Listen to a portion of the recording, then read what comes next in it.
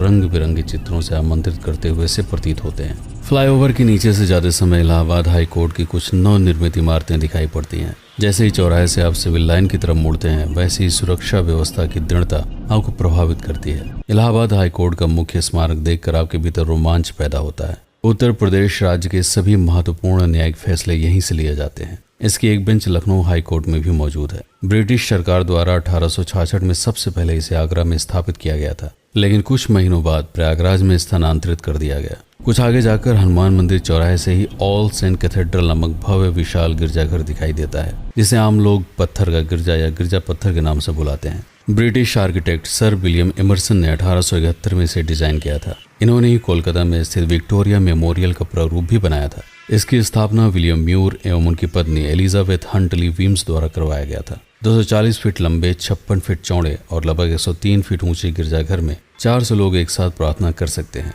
हर वर्ष 1 नवंबर को यहाँ पर ऑल सेंट्स डे का उत्सव मनाया जाता है। सुभाष चौराहे से सरदार पटेल मार्ग की तरफ बढ़ते हुए आप सिविल लाइन की भव्यता देख सकते हैं। पर्यटकों के लिए यहाँ पर कई सुविधाजनक होटल मौजूद हैं। Shopping mall, restaurant, PVR, big बाजार, ये सभी आधुनिक रूप से विकसित हो रहे प्रयागराज की एक झलक दिखाते हैं। वापस सुभाष चौराहे से महात्मा गांधी रोड की तरफ प्रस्थान करते हुए आप पहुंचते हैं हनुमान निकेतन, जिसे यहाँ के स्थानीय लोग सफेद हनुमान मंदिर के नाम से बुलाते हैं। इस मंदिर के भीतर 10 शिवलिंग की स्थापना की गई है। महाशिवरात्रि के दिन यहाँ भक्तों की अपार भीड़ देखने को मिलती है। मंदिर में मुख्य श्रद्धा स्थली है हनुमान जी की प्रतिमा। प्रत्येक मंगलवार को यहाँ पर श्रद्धालुओं का विशाल जनसमूह देखा जा सकता है। पास में ही है प्रयागराज का एक और वृहद आकर्षण कंपनी बाग, जिसे अंग्रेजों के समय में अल्फ्रेड पार्क कहा जाता था। 1870 से पहले यह अंग्रेजों की छावनी हुआ करती थी। 1931 में भारतीय स्वतंत्रता संग्राम के समय चंद्रशेखर आजाद ने यहीं पर अपने प्राणों का बलिदान दिया था। उनकी स्मृति में इसका नाम अमर शहीद चंद्रशेखर आजाद पार्क कर दिया गया।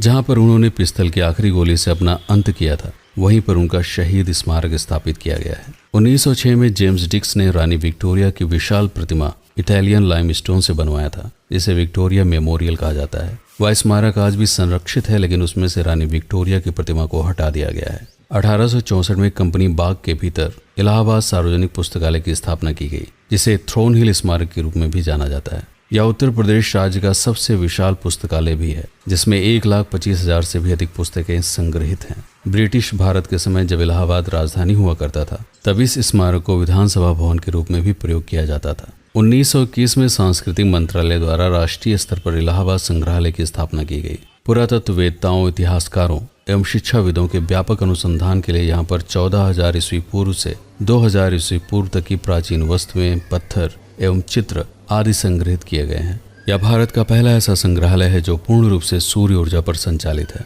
संग्रहालय के प्रवेश द्वार के पास ही वह पिस्तल, जिससे चंद्रशेखर आजाद ने स्वयं का बलिदान किया था, पर्यटकों के आकर्षण का प्रमुख केंद्र बन चुका है। कंपनी बाग में ही स्थित है प्रयाग संगीत समिति एवं मदन मोहन मालवीय स्टेडियम।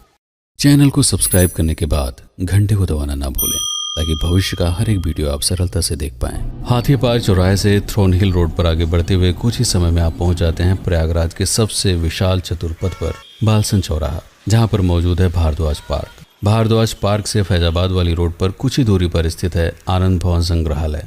मोतीलाल नेहरू ने 7 अगस्त 1899 में 20,000 रुपए में 19 बीघे का बंगला राजा जय किशन दास से खरीदा था, जिसे बाद में आनंद भवन कहा गया। उस समय जवाहरलाल नेहरू की उम्र मात्र 10 वर्ष की थी। यहीं पर नेहरू जी की पुत्री इंदिरा गांधी का भी जन्म हुआ। नेहरू परिवार ने बाद में एक नए मकान का निर्माण कराया और पुराने आनंद भवन को स्वराज भवन का नाम दे दिया गया। गांधी परिवार जिस नए घर में निवास करने लगा, उसे आनंद भवन कहा गया। इस संग्रहालय में जवाहरलाल नेहरू, इंदिरा गांधी एवं गांधी परिवार के जीवन से जुड़ी कई घटनाओं के चित्र प्रदर्शनी के रूप में लगाए गए हैं। आनंद भवन के सामने ही बनाया गया है जवाहर तारामंडल, जिसके भीतर अंतरिक्ष एवं तारामंडल के कई चित्र प्रदर्शनी के तौर पर लगाए गए हैं। अलोपी बाग फ्लाईओवर के नीचे से गुजरते हुए आपको हर खंभे और दीवारों पर नए प्रयागराज की झलकियां दिखाई देती हैं। यह सड़क आपको सीधे वहां ले जाती है जो संपूर्ण प्रयागराज का मुख्य आकर्षण है। इलाहाबाद जंक्शन से लगभग 10 किलोमीटर की दूरी पर स्थित है त्रिवेणी संगम, जहाँ गंगा यमुना के मिलने से संगम क्षेत्र का निर्माण होता है। हर 12 साल बाद लगने वाले महाकुंभ